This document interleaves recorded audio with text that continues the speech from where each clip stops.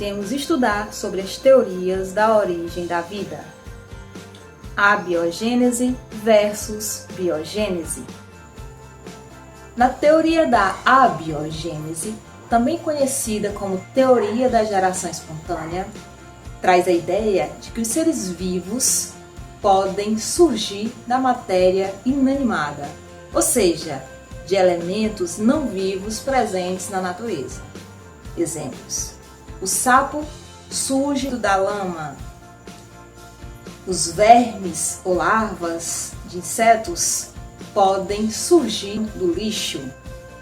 Essa ideia perdurou por muito tempo.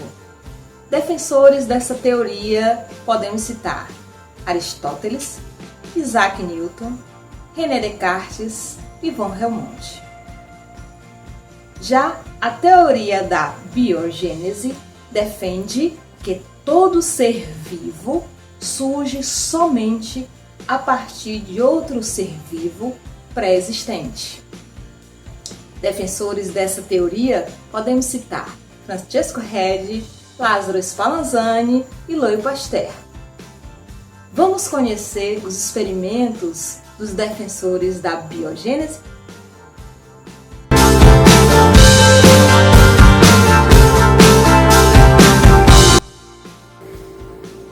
Olá, como vimos anteriormente, por bastante tempo ficou aceito a ideia de que seres vivos poderiam surgir da matéria bruta, ou seja, a partir de seres inanimados. Esta teoria era conhecida como teoria da geração espontânea ou como teoria da abiogênese. Francesco Redi foi um dos primeiros a tentar provar o contrário, pois ele acreditava que seres vivos só poderiam surgir a partir de outros seres vivos pré-existentes. Como ele era um médico e era acostumado a observar cadáveres e percebia que com o passar dos dias surgiam vários vermes, ele resolveu realizar o seguinte experimento. Em 2 frascos distintos, ele adicionou carne, mas em apenas um deles ele fez a cobertura com uma fina camada de gaze. As moscas se sentiram atraídas pela carne que estava dentro dos frascos, porém, só conseguiram adentrar no frasco que estava descoberto. Com o passar dos dias, quando o processo de putrefação já estava bem avançado, percebeu que, no frasco descoberto, em que as moscas tiveram contato direto com a carne, surgiram larvas, enquanto no frasco que estava protegido por gaze, este fenômeno não aconteceu. Ele chegou à conclusão que aquelas larvas não surgiram da carne, mas sim como resultado dos ovos depositados pelas moscas naquele momento em que elas tiveram um contato direto com a carne. Desta forma, surgiu a teoria da biogênese, que comprovava que seres vivos só podem surgir a partir de seres vivos.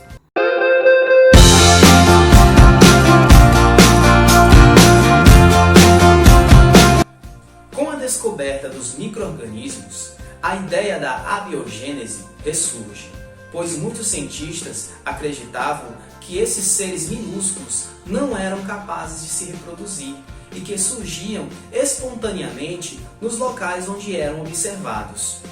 No entanto, um padre e pesquisador italiano chamado Lázaro Spallanzani acreditava que os micro-organismos tinham sim a capacidade de se reproduzir e que não podiam surgir da matéria inanimada de maneira espontânea. Para testar sua hipótese, Lázaro Spallanzani realizou o seguinte experimento. Ele colocou um pouco de caldo de carne em diferentes frascos de vidro. Em seguida, ele ferveu os caldos durante um longo tempo de modo a matar todos os micro-organismos que estivessem ali. Imediatamente após a fervura, alguns dos frascos foram deixados abertos e outros foram hermeticamente fechados. Depois de alguns dias, Spallanzani observou que nos frascos abertos o caldo já estava repleto de micro-organismos, mas nos frascos que estavam fechados não havia nenhum sinal da presença desses seres vivos. Spallanzani concluiu então que os frascos abertos foram contaminados com micro-organismos que foram trazidos do ar e que, ao chegarem no caldo nutritivo, se reproduziram rapidamente, devido à grande oferta de alimento. Já nos frascos fechados, os micro-organismos presentes no ar não podiam entrar, por isso, o interior desses frascos continuou sem micro-organismos. O resultado desse experimento evidenciou que os micro-organismos surgem somente de outros micro-organismos, como afirma a teoria da biogênese. No entanto, muitos defensores da geração espontânea rebateram as conclusões de Spallanzani, dizendo que nos frascos fechados, os micro-organismos não surgiram devido à falta de oxigênio, que, segundo eles, trazia uma força vital responsável pelo surgimento dos micro-organismos. E assim, o debate entre os defensores das duas teorias, abiogênese e biogênese, continuou por muitas décadas.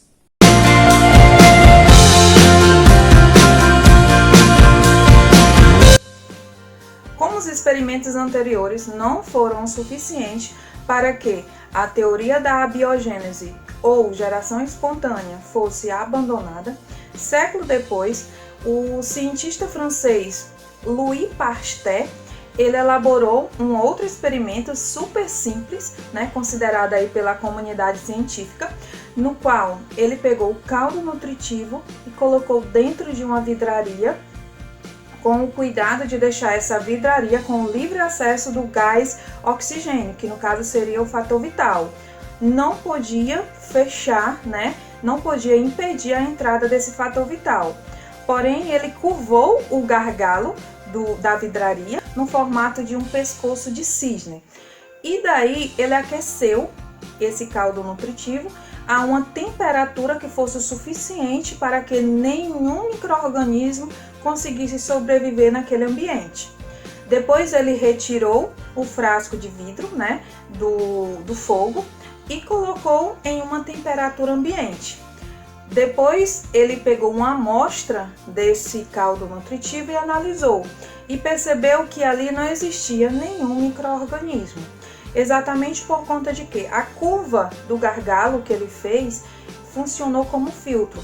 O gás oxigênio adentrava a vidraria, porém, quando chegava bem na curva, todos os micro-organismos que vinham junto com o gás oxigênio eram retidos. E para o caldo nutritivo iria somente o gás oxigênio, sem nenhum micro-organismo. Depois de algum tempo, ele quebrou o gargalo, bem na curva, e deixou o caldo nutritivo em contato com o ambiente, com o gás oxigênio e todos os micro-organismos que estavam por ali. Percebeu que, ao retirar uma amostra e analisar, o caldo nutritivo, depois do gargalo quebrado bem na curva, estava repleto de micro-organismos. E aí ele chegou à conclusão de que o ambiente estava favorável, tinha alimento, os micro-organismos entravam para a vidraria, o caldo nutritivo era o alimento favorável a dar a continuação à espécie, ou seja, os micro-organismos se reproduzirem. Então, foi a partir desse experimento que a teoria da geração espontânea, ou abiogênese, ela foi abandonada. E a partir daí, permaneceu apenas a teoria da biogênese, no qual defende que todo e qualquer ser vivo existe mediante a outro ser vivo pela reprodução.